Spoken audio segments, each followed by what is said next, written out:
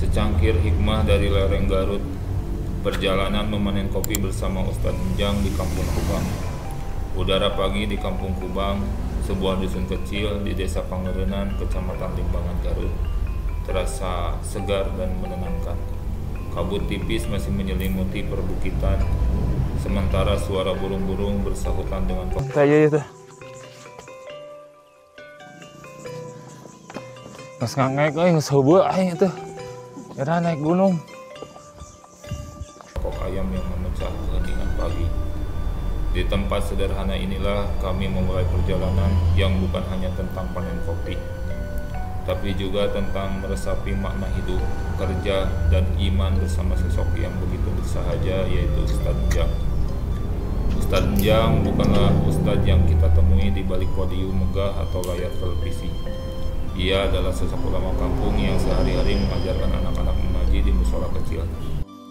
Mang Nyang, Ustadz Nyang lagi menanam tembakau. Anu sok urang disesep teh dia ya bakona teh asli. Kopina aya kopina tah. Kopina mana Mang Nyang? Tuh lu alus udah gitu. Nu bareureum nah. Tuh. Oh itu nu bareureum. Diala itu mah yang diala kan. Tah ya kopi-kopi asli tah. Robusta.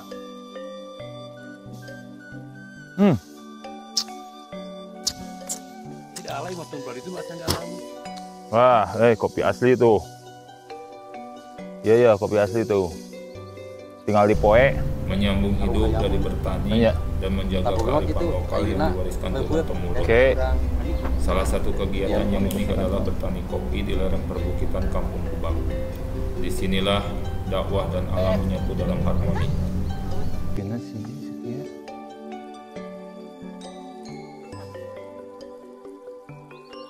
Sejarah kopi itu adalah penemu kopi itu adalah Imam Abu Hasan Sadili, pendiri Torekat Sadiliyah. Mereka membuat kopi karena bisa membantu untuk qiyamul lail atau bergadang. Tapi kadang-kadang sekarang mengopi itu adalah menjadi budaya nongkrong saat mengaji, saat apapun. Ketika membantu supaya tidak mengantuk, maka minumlah kopi. Tapi kopi yang sebenarnya dulu itu adalah digunakan untuk para ahli sufi untuk beribadah di malam hari. Oleh sebab itu, kopi ini adalah suatu budaya yang harus dilestarikan. Nah, saya kopi anu tos jantena tah. Tah ya kopi asli. Aduh. Lanang pokoknya mah. Aduh, ya mah. Mantap pisan. Di sepanjang perjalanan, Ustadz Enjang banyak bercerita tentang kehidupan, tentang bagaimana menanam kopi itu seperti mendidik anak, penuh kesabaran, ketelatenan, dan kasih sayang. Kopi itu hasil dari kerja keras, tapi juga dari doa. Kita panen bukan hanya buah, tapi juga keberkahan, katanya sambil tersenyum. Kami disambut hamparan pohon kopi yang tumbuh subur. Biji-biji merah mengilat menggantung indah di ranting-ranting, pertanda siap panen. Ustadz Enjang mengajarkan cara memilih dan memetik biji kopi dengan penuh kehati-hatian. Tidak asal petik, karena tidak semua buah matang bersamaan. Sambil bekerja, ia tak henti melantunkan zikir, seolah mengajarkan bahwa setiap tetes keringat bisa menjadi ibadah jika diniatkan dengan benar. Kami pun ikut memetik satu persatu, sambil mendengarkan kisah-kisah tentang perjuangan warga kampung menjaga hutan, melestarikan kebun, dan merawat tradisi. Goblok dengan hal itu daerah yang dewe macam. Ngomongnya makan genah cenah jadi aya keur meuli uduk. Ngajakeun. Dewe Urang manglani. Kami sih bener-bener nyuplai hulu asin pernah di talaman gini teh. Manglani Bapak Manglani kirim ieu wae hulu asin.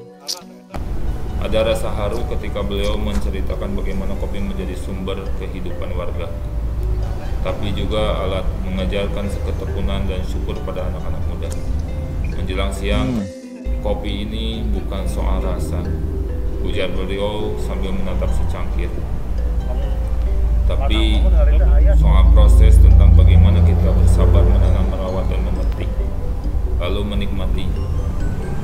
Hidup pun begitu, kalau terburu-buru bisa pahit, tapi kalau sabar pasti manis pada waktunya, ungkap beliau.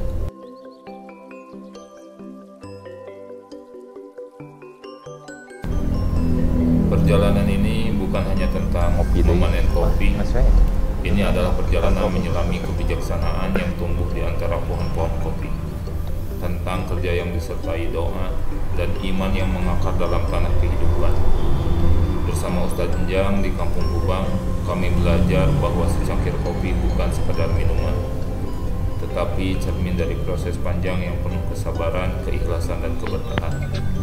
Di tempat sunyi itu kami menemukan suara hati dan pulang membawa lebih dari hasil panen.